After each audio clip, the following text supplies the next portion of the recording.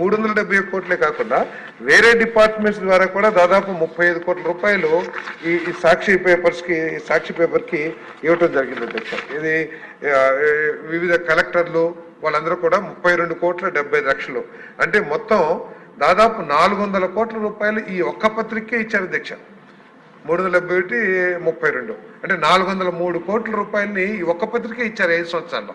అన్ని పత్రికలకు కలిపి దీంతో పాటు సమానంగా సర్క్యులేషన్ ఉన్నాయి, దీనికంటే ఎక్కువ సర్క్యులేషన్స్ ఉన్నాయి, నేషనల్ మీడియా ఉంది, అందరికి కల్పించింది మాత్రం 488 కోట్లు మాత్రం. కాబట్టి పక్షపాత ధోరణి చాలా స్పష్టంగా అర్థమవుతుంది అధ్యక్ష. కాకపోతే అది చేయటానికి ఈ జీవోని అడ్డం పెట్టుకుని చేశారని చెప్పేసి ఉద్దేశం తప్పితే పక్షపాత ధోరణి లేదని చెప్పడానికి నేను ప్రయత్నం చేయట్లేదు అధ్యక్ష.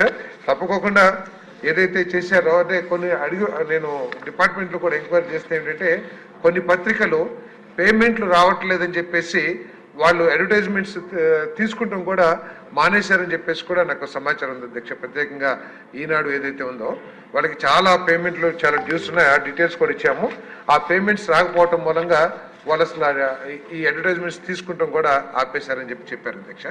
సో కాబట్టి దీంట్లో జరిగింది, తప్పకుండా దీంట్లో ఎంక్వైరీ చేస్తాం అధ్యక్ష. దాంట్లో ఎటువంటి తర్వాత పత్రికల్లో వీటిలో పక్షపాత ధోరణి చాలా స్పష్టంగా కనపడుతుంది.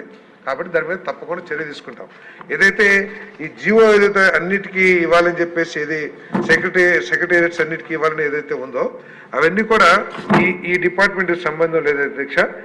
వేరే శాఖ సాక్షి పేపర్ సచివాలయాల్లో కొనాలి అన్న జీవో ఏదైతే ఇచ్చారో ఈ శాఖ ఇవ్వలేదు అధ్యక్ష. అదేవిధంగా డిజిటల్ కార్పొరేషన్ కూడా ఐఎన్పిఆర్ పరిధిలోకి రాదు అధ్యక్ష.